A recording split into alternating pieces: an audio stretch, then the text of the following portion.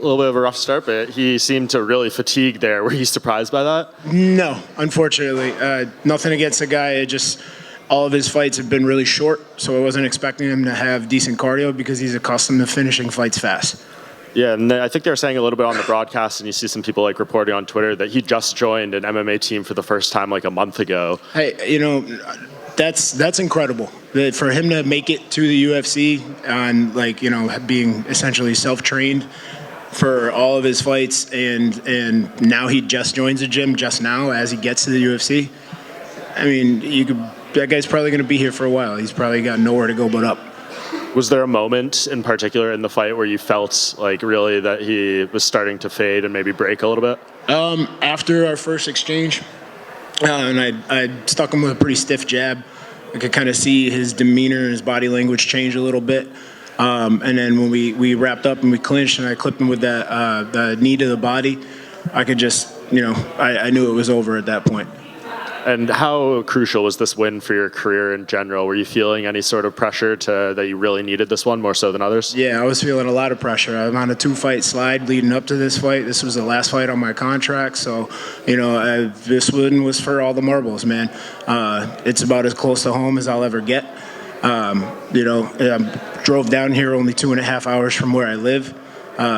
First time ever of all now 7 fights that my wife and my mother got to be in attendance in the building to actually be here firsthand. This was a huge occasion for me, huge, momentous. I put a lot of pressure on myself more than anything. And my team really helped me put that pressure in the right direction and channel it properly. That's great, man. Congrats on that. So how confident are you that you will get a new deal coming out of this? I don't know. I think I'm feeling pretty good about it. I lost to Jailton before this, and he seems to be, virtually unstoppable. And the fight against Tafa, not taking anything away from him, but I made a mistake and he caught me. So I think I'm feeling pretty confident that I'll at least get one more go at this. Yeah, and assuming you do, is there a timeline for when you'd like to fight again, and any heavyweight names that you'd like to fight? I don't have any names in particular, but I would love to be on the Boston card coming up in August. That's another close to home fight, and I really kind of enjoy this.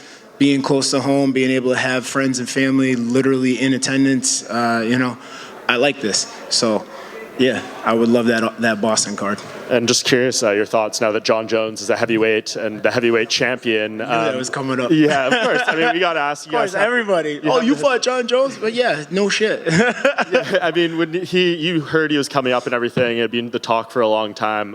What did you think about what you actually saw from him compared to maybe expectations? I didn't expect anything different from what he did. The first thing I thought when I heard he was coming up to heavyweight was, crap, I can't get away from this guy. The dude's an animal. Like, he really is he's one of those guys that's on his own level. He makes short work out of the best in the division. How do you think a fight with him and Stipe goes? It's tough to say because I'm a big Stipe fan, but also, I like Jones and there's no denying his abilities. So I think that Jones would win, but I would love to see Stipe get back on top as well.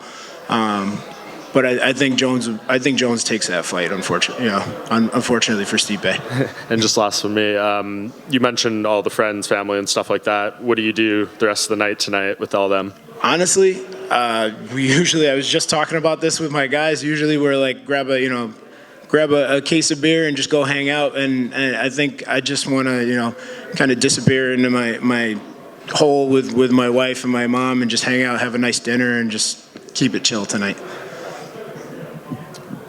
Hey, Parker, congratulations. How's the first finish in UFC feel? Amazing. Yeah, it's, better than sex. Say less, man. Say less. And you said this weight, or this camp, you took off some extra weight. I know you didn't really get to go that long, but how did that feel coming off in there? Amazing. It felt great.